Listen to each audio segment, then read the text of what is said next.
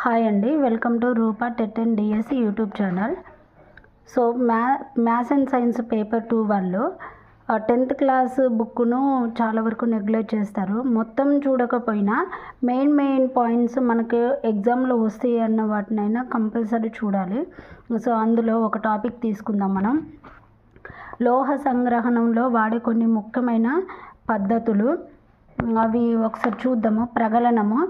ప్రగలనము ఒక ఉష్ణ రసాయనిక ప్రక్రియ.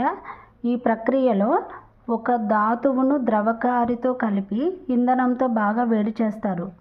ఉష్ణం చాలా తీవ్రంగా ఉండడం వలన ధాతువు లోహంగా క్షయీకరించబడుతుంది. కొన్ని మెయిన్ పాయింట్స్ అయినా మనం చూసుకోవాలి. నెక్స్ట్ భర్జనం ఒక ఉష్ణ రసాయన ప్రక్రియ.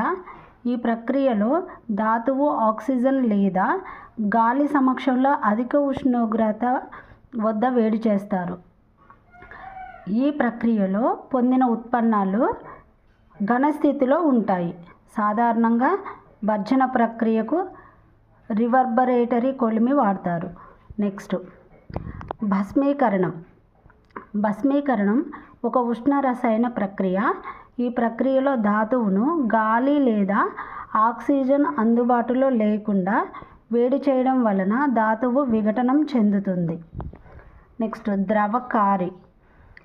ధాతువులోని మలినాలను తొలగించడానికి ధాతువుకు బయట నుండి కలిపిన పదార్థాన్ని ద్రవకారి అంటారు.